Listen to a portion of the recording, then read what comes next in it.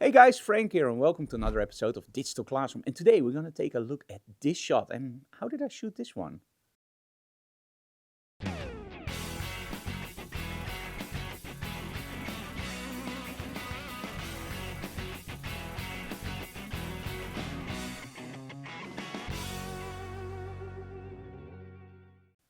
During the workshops, it's always nice to work, of course, with lighting, with models, but also with sets. But one of the things that I really find interesting is to explain what angles do. Now you might wonder like, hey Frank, what do you mean with angles? Well, when we start with photography, we all know that we probably start from an eyes perspective. In other words, we just place the camera straight in front of our eyes and we take the picture. And in all honesty, that looks great if you just capture something for prosperity. But what if you want to do something different? What if you want to tell a story with your images? If you want to draw the viewer more in? That's when the angle becomes very, very interesting. For example, a lower angle I often call the hero pose because the model just looks larger than life. But when you shoot from the top down, yeah, that just looks a little bit funky. But what happens if you don't just take into account the angle, but also the length of your lens? You have to realize that every time you use a different lens on your camera, the rendering will be different. For example, a longer lens, like a 200mm, will compress everything. That means that everything will be put together a little bit more in the picture. It also gives you the big advantage, of course, with a longer lens that it will throw the backdrop out of focus. We all love that. Yeah, actually, we don't love that anymore, right? That funky backdrop that you can't recognize. It's great when you start out with your 1.2 lens, but in the end, you just want a great image, right? So, yeah, that part I don't find that interesting anymore. But as soon as you start using wider angles, then you lose that backdrop that's out of focus, but you get something back that's much more interesting, distortion. Now you might think distortion is a bad thing, and most of the times we actually think that distortion is a bad thing. We don't want it in there.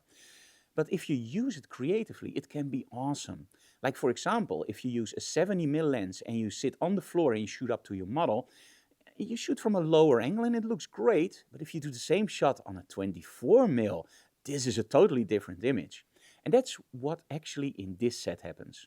I'm using one of my guitars, a great Epiphone, and I placed my model on a chair on our podium. Now, as you can see in the final images after the video, we are using a wider angle from a lower angle. And that means that I use my distortion, but I also use the legs of my model and the guitar as a strong leading line. Now, by the distortion of the wide angle, the feet will look a little bit bigger than normal, and that already gives you a nice funky image. The thing with wide angles that you really have to take into account, don't put anything that's really important on the edges of your frame, because that doesn't look right. It will look really funky. But when you use a wide angle from a low angle on your model and you use the feet as your main leading line, that can give you great images. Now, of course, you also want to know the lighting setup, right? So, as our main light source, I'm using a Geekoto GT400 with the Geekoto Quickie softbox. Now, this is a really nice softbox. It's a smaller softbox, but it really angles the light. It gives you that, how do you say, a little bit of a spot effect with a softbox, and you don't have to place it really close to your model. I really love it for this kind of shots. As my accent light, I'm using a Geekoto GT200 with the Rogue magnetic system and of course a red gel to give that nice mood in the image. But hey, enough talk, let's go to the behind the scenes video and of course the final results.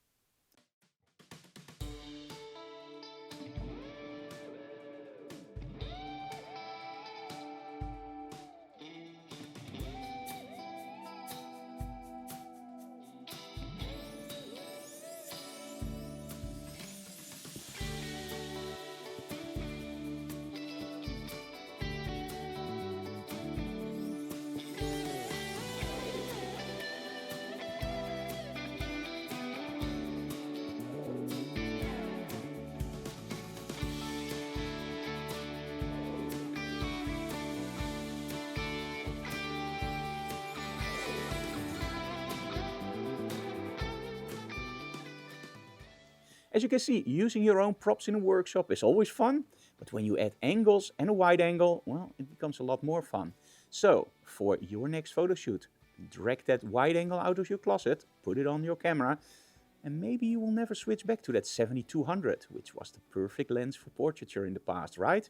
I think it's the 24 to 70 because now you have a wide angle and a compression. See you again next time. And guys, if you like what we do, subscribe to our channel, leave comments below, and of course smash that like button because we really like that. See you next time. Bye guys.